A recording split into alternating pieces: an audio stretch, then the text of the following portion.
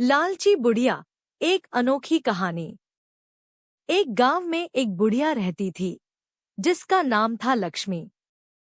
लक्ष्मी के पास दुनिया भर की संपत्ति थी, लेकिन उसके दिल में बस एक ही ख्वाहिश थी, मेरे पास और धन हो, बहुत सारी संपत्ति हो। उसकी लालची आंखों में सिर्फ पैसा ही दिखता था। एक दिन गांव में एक साधु आया। साधु ने लक्ष्मी से कहा, बुढ़िया, तेरी लालची आंखों ने तुझे अंधा बना दिया है। तुम अपनी आंखों को खुली करो और दुनिया की सच्चाई देखो। लक्ष्मी को साधु की बातें पसंद नहीं आई, लेकिन उसने उन्हें इग्नोर किया और अपनी राह चलती रही।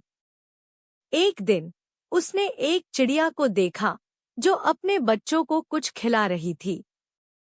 लक्ष्मी ने सोचा, अगर मुझे भी इतना पैसा होता तो मैं भी इतनी खुश होती। उस दिन से लक्ष्मी ने एक नया मकसद बनाया, इतना पैसा कमाना कि वह चिड़िया की तरह अपने बच्चों को भी खिला सके। उसने अपने घर के पास एक बड़ा सा खेत खरीदा और वहां अनाज उगाने का काम शुरू किया। कुछ महीने बीत गए, लेकिन खेत में कोई अनाज नहीं उगा। लक्ष्मी को यह देखकर बहुत गुस्सा आया, लेकिन फिर उसने सोचा कि उसके पास और ज्यादा पैसे चाहिए। उसने अपने खेत के साथ और जमीन खरीदी और फिर से उगाई, लेकिन फिर भी कुछ नहीं हुआ। और यह ऐसे ही चलता रहा।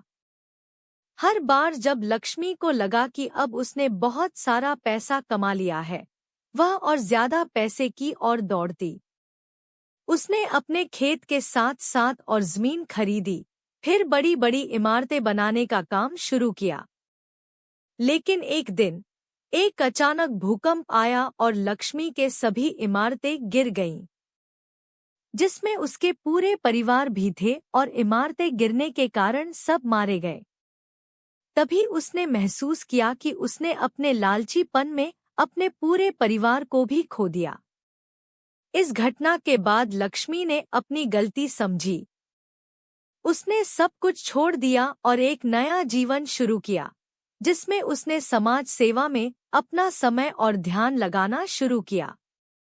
उसने देखा कि सच्चाई में खुशी देने वाला पैसा नहीं, बल्कि प्यार और समाज सेवा में लगता हुआ समय और ध्यान ही होता है।